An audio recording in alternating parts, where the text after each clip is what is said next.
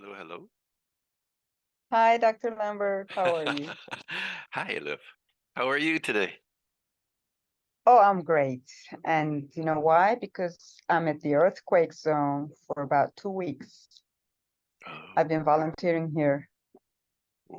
It's ooh. the it's the worst place and it's the best place to be. It's just the it's devastating. Yet the way people are helping one another out, it's just amazing, unbelievable.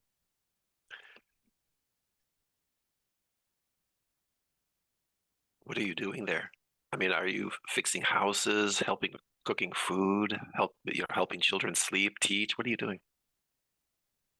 Well, basically, I brought some materials like stationery, hygienic stuff, um, um, anything that I could bring. I loaded the car and then I asked the university to kind of cargo it. So, and we're distributing stuff. I mean, we're making call, and anytime the boxes arrive, delivering to schools, houses, anything we can find. So people Are are you, still intense here. yeah. Are you And this finding is a any? container, see? Yeah, it looks good though. It's perfect. We're Yeah, not in a tent, but this is the most meaningful thing I've ever done in my life. It's healing for me, for my soul. So it's just wonderful. have you been able to sit down with anybody and just cry over what happened? Well, not really, because they want to get on with things. But yesterday there was another quake. It was 4.1, Oh, and kids just, mothers ran to schools barefoot to get their kids were like screaming to get out of the building. It's and they say we can't even sleep at night because it was night when it happened and it was raining for the past 2 days. Like 2 days ago, it rained 2 days in a row. So the psychological effect is still there. It's a trauma, but I'm just trying to be positive and look to the future. Look to the future. Things will be okay. Things will work out fine. We're here, and there's other people like me. I'm not alone here, and there's yeah. so yeah. It's important to rebuild the houses in a way that they won't collapse the next time. Exactly. But I don't know if it's going to happen or not because these people, some of them are still after how many floors can I have kind of mindset. No, I think where you're living right now would be a perfect type of house. Exactly. And it's enough. But the number of kids, like 4, 5, 6 per household. You just connect those houses together and cut doors and connect them. It's it can be done. Well, some people have the means to afford this, some don't. So anyway, I it's just, I was down in Chile during the earthquake there in things are 2010. working out slowly, slowly. So yeah, I remember that earthquake, and so many houses just Yeah, collapsed in on people. That's how they died. So it's like exactly. have to Exactly. rebuild. We have to rebuild in a way. Well, God has mysterious ways of bringing people together. Yeah. Okay, where are we? What time is? Oh my God, we're actually past the hour. We better get Yeah, started. true. Yes, we do. Oh, let me let everybody in right away. Okay. And I'm sure you're ready to go. Oh, yes. You are a expert at this. Well, thank you. And even though I haven't been here to see your presentations, you put on some really fantastic, interesting presentations. I love the stuff that I'm learning here. I Yeah. mean, because of this class, I've been learning so much, so much. So love it. So welcome everybody to another live class. at Atlantic International University. We're going to be hearing today on entrepreneurship from Elif Kalaycı. And I hope I'm saying your name correctly. Yes, you are. That's fine. And so right now, she is actually in an earthquake zone, helping people who have been basically devastated by an earthquake in a certain part of Turkey, correct? Yes, it's the southern coast, and it was the 6th of February 2023. The whole city is wiped out, basically. Can They you just show everybody collapsed and they the died. temporary housing that you are in? Oh yeah, this is the container that I'm in. Uh, So that so so we have a bathroom. That's the bathroom door. So this is pretty lucky, and we also have this AC, and this is I got my place to sleeping sleep. bag on this military bed kind of thing. They have a name for this, but this is just A the cot, like most a cot. luxurious thing. Yeah. But this is just, I mean, this is perfect. We have some mice in the kitchen where we where we're cooking, and we got a fridge, we got a washing machine, so we're doing good. But we also have mice and mosquitoes all over the place, waking up in the middle of the night, itching. But the way kids are responding when we give them stationery, they're just, shining brightly with smiles, and it's I can't even explain the feeling of hope they need.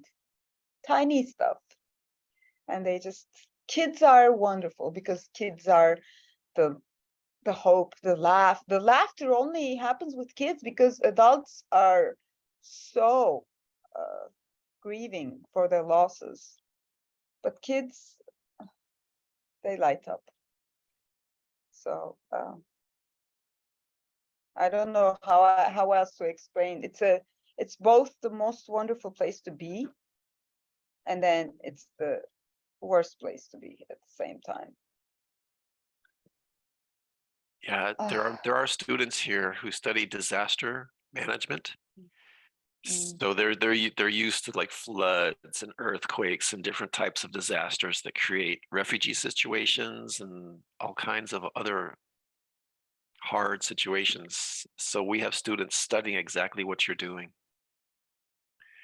Yesterday we had people from Columbia University looking for stories on the disaster. So disaster is, I think it's a part of life. Like, Yeah. I guess. I mean, it wasn't this way when I was a kid, but now it's been happening so frequently all over the world. We tend to notice it more now because it's in the Yeah, news and we have the maybe so. resources to respond. Yeah. So, okay, let's get started with this class on entrepreneurship. And if you have any questions and comments, you can write them in chat. Do you feel free to let the students ask questions during your presentation? Even though I want to, it's not easy to, I can't see the questions when I'm doing the presentation because the screen is full with the presentation. But they're welcome to write it at the chat. So right after the presentation, I try to scroll down the chat so that I don't want to miss any of the questions. But it's not easy to go back and forth to see the questions during the presentation. So if they could just, bear with me. And today we have a deep story. It's a single story, but it's a deep story. So they should probably wait until the end before they start with the questions. There's one question in chat right now. Someone's asking, Okay. do you really think we have the resources to respond to disasters or not? You know what? I got a very good answer to that. Basically, I'm a faculty member, a retired faculty member. And when I wanted to come here to the earthquake zone, I was wondering, how much can I help? What's the financial means that could make any meaningful change? But you know what happened? I made a call because these people here needed sewing machines for the women to start sewing and generating income. I made a call at LinkedIn, and this group said, okay, we're going to buy 8 sewing machines, and tomorrow they're sending the sewing. And I don't know these people. I just wrote at LinkedIn, here I am at the earthquake zone, and they're trying to rebuild the lives of these people. And these people, they need to earn their living. They're not beggars. They need to make a life with their labor or their work. So we need sewing machines here. That's what I said. And 2 days later, I get it. And plus, I also wrote my phone number. I get a phone call. They say, we're ready to pay for your sewing machines, out of the blue. So yes, we do have the resources. I don't have the resources, but God makes me write that message, and God arranges those guys, corporate guys, to respond to that message. There's no way I can do this. There's no way. Even if I was like breaking my back, I couldn't have ever made that corporate group buy those sewing machines as a single person, even if I begged for my whole life. But when we I don't know how it happens, but it happens. People, all my network has been sending money, and I've been buying stationery, medical supplies, clothes, shoes, detergents, washing detergents, anything you can think of, Clorox. And this is not my money. Yes, we have resources. It's only the communication and the collaboration that we need. Someone needs to talk. Someone needs to speak up. And someone needs to be the soldier. And I am that soldier. And I'm not the general. The generals are people in the corporate sector who have the power and the means, who can make it happen. But we need to know our roles. I could have stayed back in Ankara and just, had my time, drink my coffee and watch the news and say, oh, poor guys, yes, I do pity. Well, but I don't want to stay in Ankara. Some people, even though they want to come, they can't because they got kids, they got dependents, whatever. But we came together, and this is happening. Plus, there's been people here, NGOs, working with no salary. They're totally unemployed, staying here for 8 months in a camp-like situation, just because they want this place to be rebuilt, because this is their home. Nobody's paying anything to them. And their mothers, especially 2 ladies, their mothers keep bugging them for, go find a job, a real job where you can get a salary and where you can get your social security and everything. And these 2 girls are staying here saying, no, we need to get this place in order. This is unbelievable. Anyway, so I can talk for hours about this, but maybe I should stop here and get started with the stuff that I prepared about. And we could listen for hours too. Thank you. Okay. I guess go ahead and start your presentation. All right. Well, it's good to see everybody. You can chat is open. So any comments you want to make, you can send a comment to everybody so that people can hear what you're saying and thinking. Okay, we're ready to go. Okay, hi everyone, and now I'd like to start by sharing my screen. Okay, and let's go full screen here. Good, I can see it coming up. There we go. Yep, and hopefully, come on. I need to make that full screen.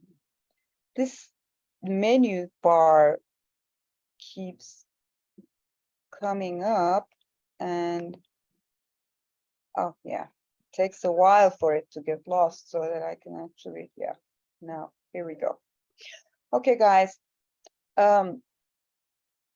setbacks, learning from setbacks.